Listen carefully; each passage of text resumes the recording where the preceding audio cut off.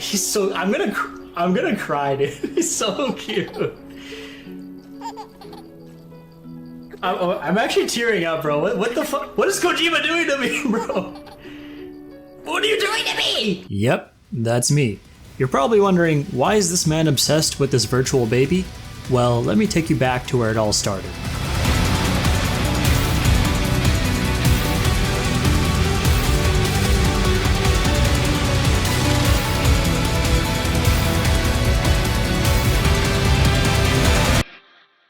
In November 2019, Kojima Productions released the first Strand-type game, Death Stranding. Opinions were mixed. I liked it well enough, and I enjoyed it even more upon a recent second playthrough. I didn't really share my thoughts on Death Stranding 2 in my previous video, so I'll say here and now that this was my most anticipated game of the year. That 10-minute flex of a second trailer just did it for me. It sold me on the promise that this game was going to be more adventurous, more action-packed, somehow even more bizarre, yet more intimate and emotionally driven than the first game. That's not to say I was expecting it to be perfect or everything I wanted. Kojima Productions, at least for the past handful of games, have been like the potential man of video games for me. They have created some of the most groundbreaking games ever released, and as incredible as some of their latter entries are, there is always some major issue for me that held them back from being among their best. The writing at times felt like a parody of itself, or some concepts might have not been fully fleshed out. There's still plenty I had to love about these more recent games, but it always felt that there was some caveat, some glaring issue that made me go, "What? It's just an ordinary crabby... Oh my goodness!" For all their faults, I still love these games, but deep down I knew that Death Stranding 2 would be yet another game of this kind. Well, I put nearly 80 hours into the game, and I can confidently say that I was right. Psych!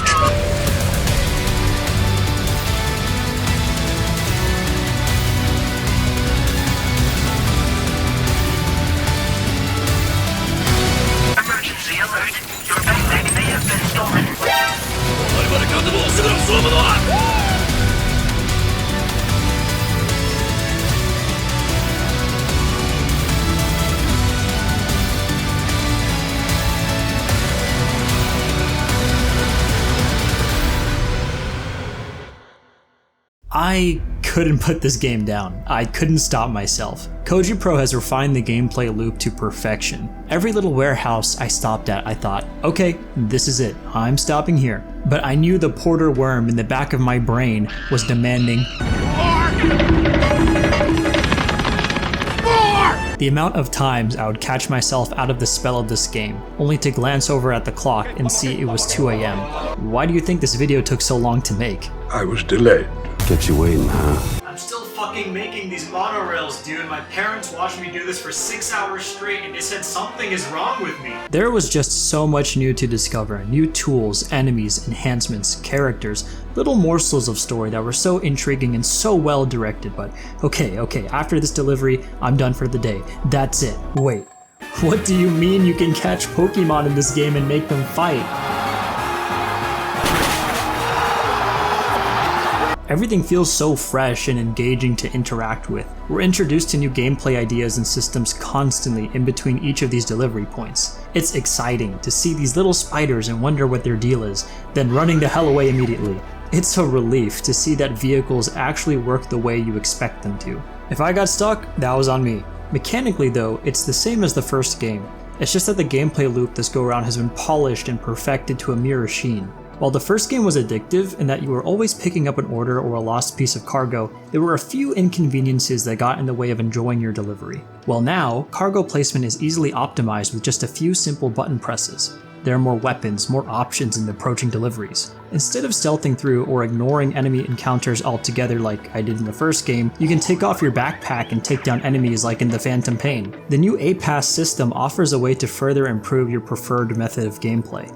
And even little additions like the new backpack attachments can help you push just that little bit further towards your destination. It's always nice to see what small gameplay addition is being thrown your way. These are largely quality of life changes, but this is pretty high quality if I do say so myself. All of these new toys are fun to experiment with, but I love that you can still enjoy this game the same way as Death Stranding 1. Perhaps some of the vibe and the vision of the first game is a little muddied in the translation to this game, but I'll get to that later. One of my favorite little classic experiences happened while I was on path to retrieve some cargo in the mountains. At first glance, it required a trek through a field of geysers, but then I spotted a ramp that allowed me to skip through that and get straight to those packages. Then, I took a break in a hot spring and used someone's abandoned truck to drive up the cliff. I was climbing that mountaintop only to stop and witness an incredible, what do I even call this, moonrise? This was accompanied by a beautiful piece of music that really fit the mood as I relaxed, captured some screenshots, and took it all in.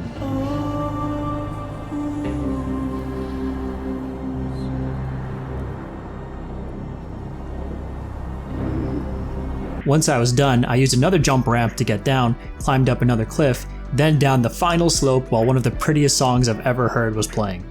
I know, I was all over the place there, but that's the beauty of this game. It was overwhelming to me how many emotions the game successfully delivers through its gameplay. There's a tweet I saw that says, in spite of the new gadgets and vehicles, the world reveals itself when you're on foot in this game. And yeah, that's why I love taking the slower approach sometimes.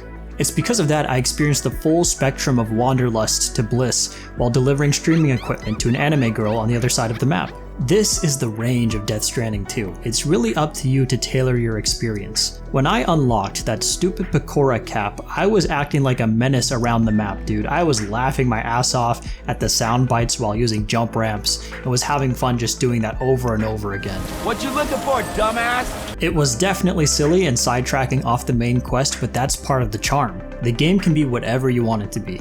Go in the maximalist approach, guns blazing, wearing an anime girl hat and riding a coffin surfboard, or take a more quiet path. There were a number of times I went in Leroy Jenkins and made it through by the skin of my teeth. And by the time you get to the late game, you're cutting MLG montage clips on these enemy bases, man. Combat feels just right. Deliveries were my main dopamine hit, but every time an enemy base was on my delivery path, well... But speaking of a new approach, all of the awe-inspiring sci-fi and mechanical designs of Yoji Shinkawa, this is masterclass stuff. One thing I didn't get into with the first game was that as unique as the world felt, the character and enemy designs just didn't hit the same for me. But Shinkawa feels like he is back with a vengeance in this game. The characters, enemy mechs, and vehicles are so distinctly his work, and simply put, really fucking weird and cool.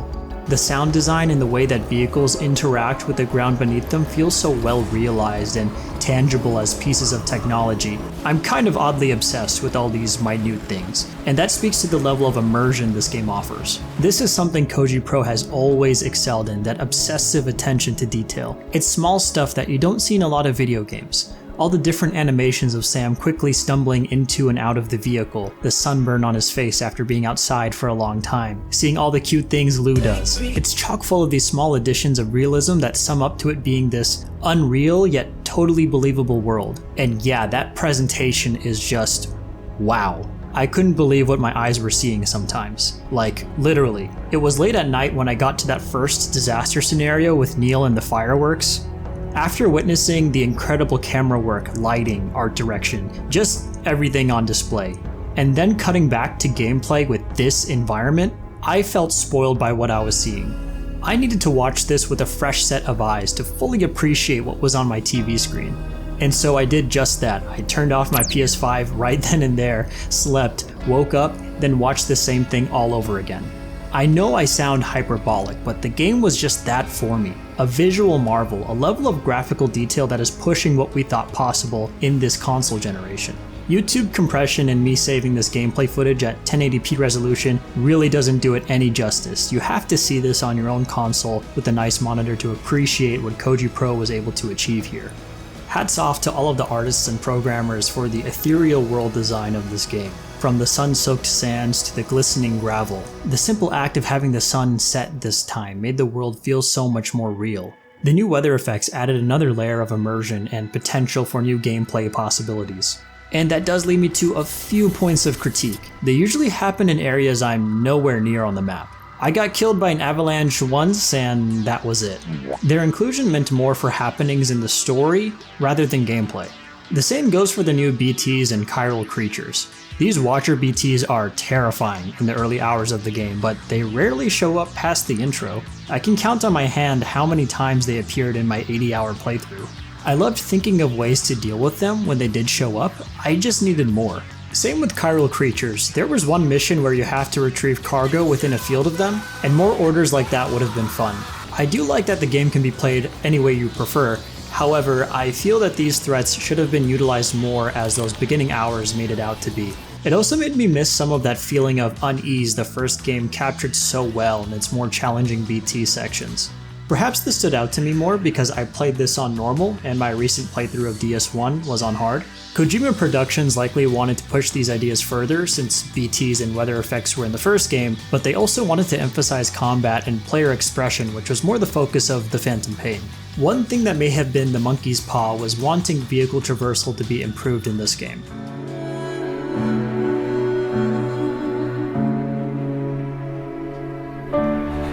Why are we still here?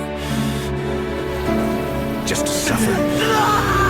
While they feel satisfying to drive around in, it does lead to the latter half of the game turning more into trucking than on-foot deliveries. This does contribute to making the traversal a little too safe, and more on that.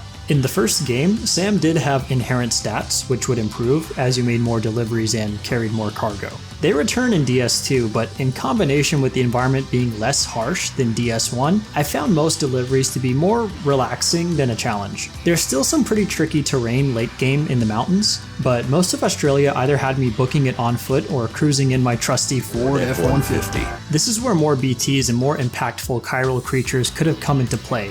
What if there were aggressive chiral creatures that heavily damaged or completely short-circuited vehicles, or BTs that work the environment to become more difficult to traverse? These are not deal-breaking criticisms for me, but I was slightly let down that these additions were more perfunctory than a major focus in gameplay. Having said all of that, I was still having fun completing nearly every delivery I could before finishing the game. Perhaps some of my gripes will be addressed after a second playthrough on a higher difficulty setting. So in spite of my few nitpicks, I thought the gameplay was even more addicting than the first game.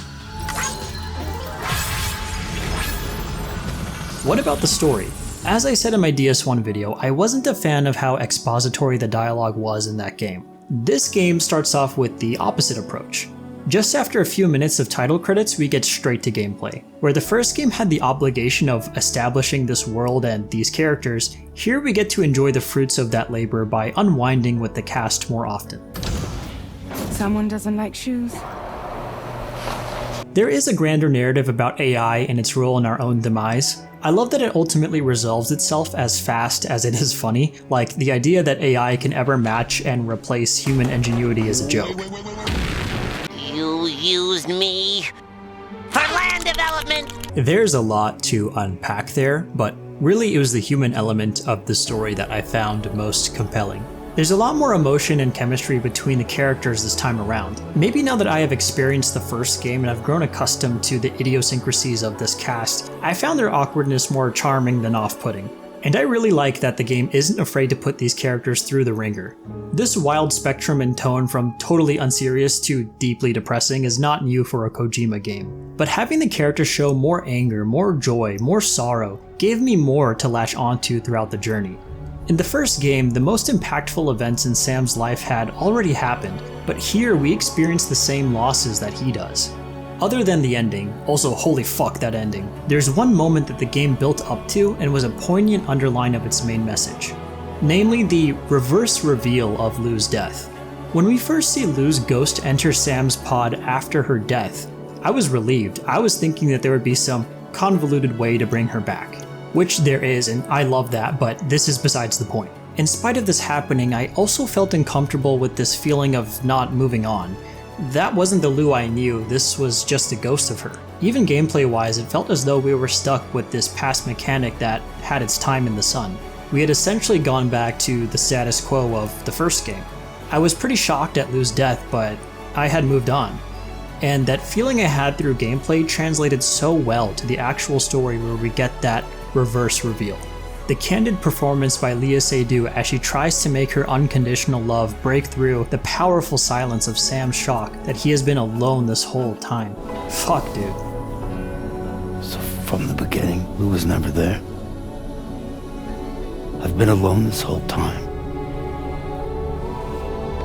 You're wrong. Death can tear us apart. We'll always be connected. We will always be with you, no matter what.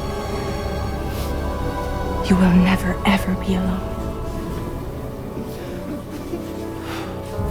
Even though I thought I had long accepted that Lou was gone, I still shared those same feelings of confusion, denial, and loss. Was I 90% sure tomorrow was Lou before the game came out? Sure, but that doesn't change the fact that this game accomplished a deeper level of emotional resonance than I had expected going into it. Because we experienced these lows, those highlights, and those bizarre, trademark Kojima-isms are better for it. Some video game writers are afraid of being corny, but this maniac was born on the cob. Speaking of those Kojima-isms, I was much more interested in learning about the lore this time. The world building has become so much more digestible. Want to know what's going on with the various NPCs you've met? Check out the SSS and read a few short texts. Want to learn more about what the hell is even happening? Check out the corpus. Seriously, everything I've said so far has addressed almost all of the problems I had with the first game. They even put me in the game. Bloody oath again. He's Australian? My only complaint is I just wanted more. You what? I know, that's pretty rich given my thoughts on DS1. Some of the characters had most, if not their entire story, shared in just one cutscene, and unfortunately there's not much for them to do after that. Take Rainy. We're introduced to her in a stellar set of cutscenes that had me tearing up like BB. I'm so sorry. But imagine if that story was given the time to breathe throughout the game. What if we were an active participant in that incredible journey instead of experiencing it all in just one string of cutscenes? I think it would have given some members of the cast more to do and made some climactic scenes hit even harder if we had experienced their development in real time alongside them. This ties into how top and bottom heavy the cutscenes are in this game. There could have been more story going on in between those first and last 5 hours. That would have been the perfect time to develop more of the cast. Those short yet captivating character-driven scenes on the Magellan were like small fine dining entrees you get at a 5-star restaurant. But come on, I'm a big boy, bring me some more cutscenes, I'm starving, man. Tell him to bring out the whole ocean. I guess it's better to leave the audience wanting more, right? What left me completely fulfilled though was that sense of wonder from beginning to end. Countless photo mode sessions of me stopping to appreciate the mood and the vibe of the world this studio has crafted. When I was trailing Tomorrow after she had left the Magellan, everything I loved about this game beautifully coalesced into this simple yet powerful moment. Wandering the landscape using climbing anchors, ladders, vehicles, everything to find her while a yearning piano plays in tandem with the pattering of the rain, thunder rumbling in the distance, a stream gently flowing by, this contemplative backdrop eventually giving way to the sun beaming through the parting clouds. I put down my controller and just stayed in that moment. This is why I love video games. At their best, they feel like magic, awe-inspiring and impossible. I couldn't imagine how people even made this. The years of work that the gameplay designers put in, the sound engineers, graphics artists, everyone who has owned their craft to the highest degree to produce this. More than just being a virtual escape, a moment like this makes me appreciate the very real people and world that allows a game like this to exist. This game gave me those same feelings of playing games as a kid, lost in a world far beyond my wildest dreams. Is that dramatic? Sure. That's what something created with skill, passion, and purpose does. It makes you feel something different, something more. Kojima Productions does not make movies. They make a different kind of art. Video games.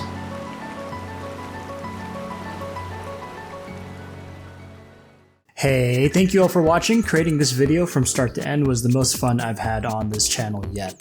I hope you all felt the same energy watching this. That's really my goal at the end of the day. In case you enjoyed it, consider liking the video and subscribing to the channel. If you want to further support what I do here, you can become a member for as low as $1. That'll get your name in the credits here. Anyways, this game is something special, dude. I'm gonna go back and play some more. Take care and keep on keeping on.